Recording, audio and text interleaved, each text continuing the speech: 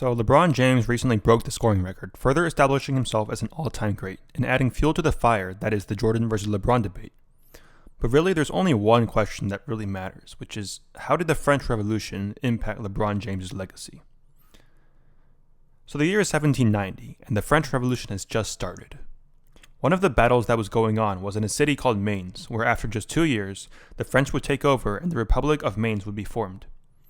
One of the members of the French during this time was a man by the name of Nathan Raphael, and correct me if I get this wrong, Bischofsheim, who relocated to Mainz in order to work as a French army supplier during the Revolution. He brought along with him his 4 children, one of which was named Louis Raphael Bischofsheim. When Nathan would pass away in 1814, Louis was forced to give up his studies and work with a man named Hayam Solomon Goldschmidt, who owned a bank in Frankfurt. Now, a bunch of stuff happened, but long story short is that Goldschmidt introduced Louis to the world of banking.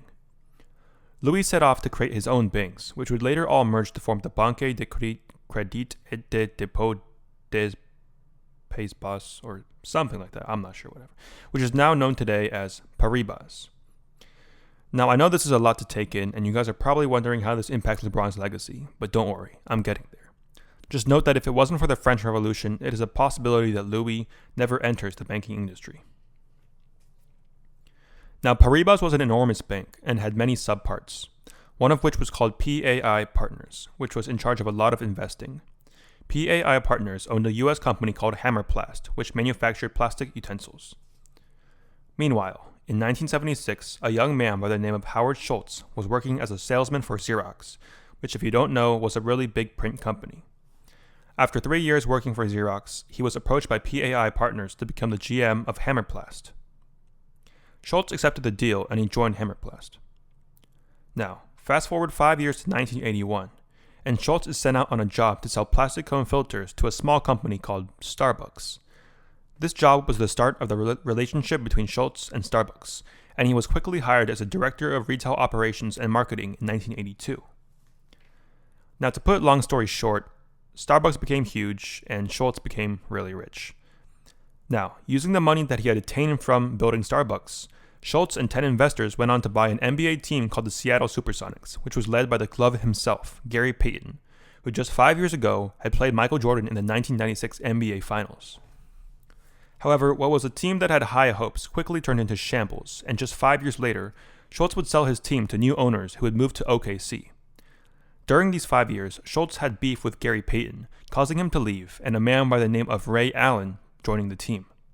Furthermore, when Schultz controversially chose to sell the club in 2006, this caused a whirlwind of trades which ultimately caused the new owners to trade Allen for some other players, one of which happened to be Jeff Green, who just won an NBA championship with the Nuggets. But see, this trade changed everything, because somewhere in the middle of Minnesota, there was a man named Kevin Garnett, who was being heavily linked to join Paul Pierce at the Celtics. He originally declined to go. However, after witnessing Allen join the team, he realized the potential the team had, and so the famous Big Three were formed in Boston. This Big Three would go on to have massive effects that would impact the NBA till this day. One of them was the dissension of the Timberwolves. Having lost Garnett, the Timberwolves fell to new lows, and it led to the firing of coach Kevin McHale, who had stepped down from his role as GM to be the coach. The Timberwolves went on to hire a man named David Kahn as the new GM.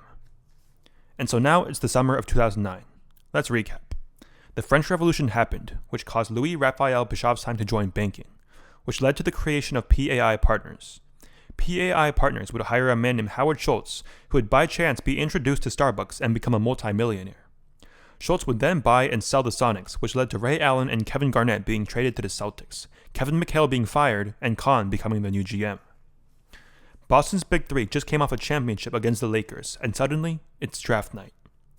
Minnesota, due to their trades and poor performances, had not one, but 2 top 10 picks with the 5th and 6th overall, and rumor has it that they want a point guard. And that's perfect, because coming off a historic 3 seasons with Davidson was a young guard named Wardell Stephen Curry II. Surely, GM David Kahn will pick him up. With the 5th pick in the 2009 NBA Draft, the Minnesota Timberwolves select Ricky Rubio of El Masnou, Spain, and Juventud Badalona. With the 6th pick in the 2009 NBA Draft, the Minnesota Timberwolves select Johnny Flynn from Syracuse University.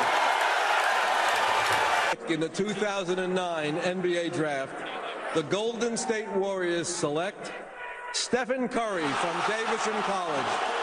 And the rest is, as they say, history. Kahn's mistake caused Curry to join the Warriors, where he would form a dynasty that would defeat LeBron's Cavs 3 times in the NBA Finals, preventing him from reaching a public consensus as the GOAT. And there you have it. Who knew the French Revolution would have such a big impact on LeBron's legacy?